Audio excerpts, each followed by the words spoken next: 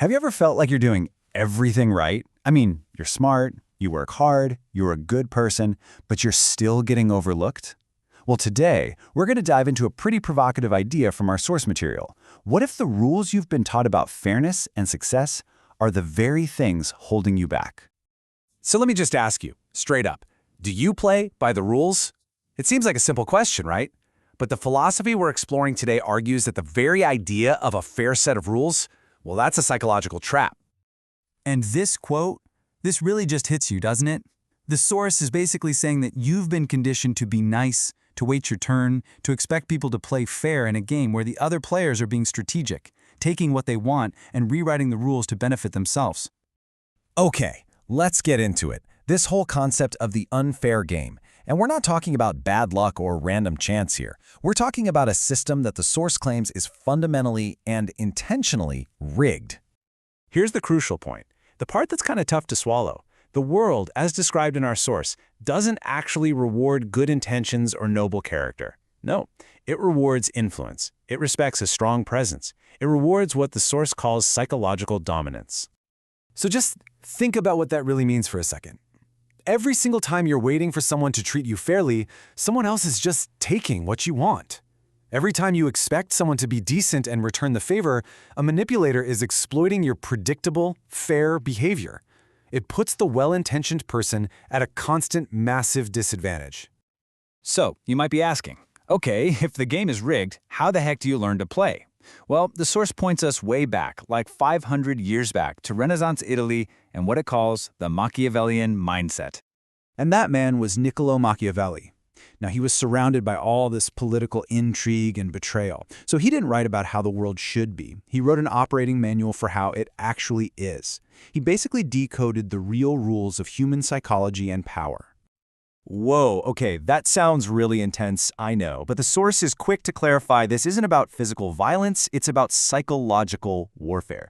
See, if you give weak pushback or set soft boundaries, you just create enemies who see you as an easy target. But decisive psychological dominance, that makes them accept their position and move on. No half measures. And all of this requires one huge fundamental shift. The source calls it moving from a victim mindset to a predator mindset. It's really the difference between reacting to the world as it happens to you and proactively shaping the world to your advantage. And the distinction is, it's like night and day. The victim mindset is passive, it's emotional. The predator mindset is active and strategic. It doesn't wait around hoping for respect, it commands it. It doesn't get angry, it gets strategic. It's a total transformation in how you approach every single interaction. So, what does this mindset actually look like in practice? The source gives us a kind of toolkit, which we can think of as the new rules of power. Look, you can boil down all the detailed principles in the source material to these three powerful actions. First, you have to master your emotional responses so you can't be manipulated. Second, you demonstrate decisive action that builds a reputation for strength. And third, you control the perception people have of you. This one is huge, and it goes against pretty much everything we're taught. The desire to be liked, according to our source, makes you predictable. It makes you easy to take advantage of. But being respected, that's infinitely more valuable. People are a lot more careful not to cross someone they respect.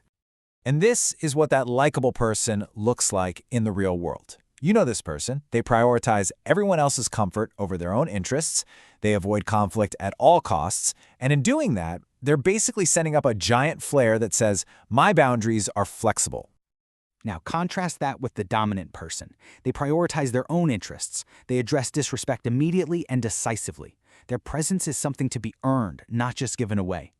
The psychological shift here is profound. You go from seeking approval to becoming someone whose approval others seek. And yeah, Machiavelli put it bluntly. Now, the source interprets feared here not as being some kind of tyrant, but as being formidable. It means being someone that others know they cannot disrespect without facing real, tangible consequences. It's about earning caution and respect. This ties right into that third rule we mentioned, controlling the narrative. Let's be real. People don't have time to deeply investigate your character. They make snap judgments based on your image, your reputation, the stories they hear. If you don't strategically manage how you're perceived, trust me, someone else will do it for you. So, after laying all of this out, the source material presents us with a pretty stark ultimatum. This isn't just a new way of thinking, it's a fundamental choice about how you're going to exist in the world. And here's the crucial part.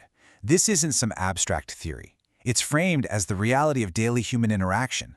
While you're sitting there deciding if this all feels a little too ruthless, someone else is using these exact principles to get ahead.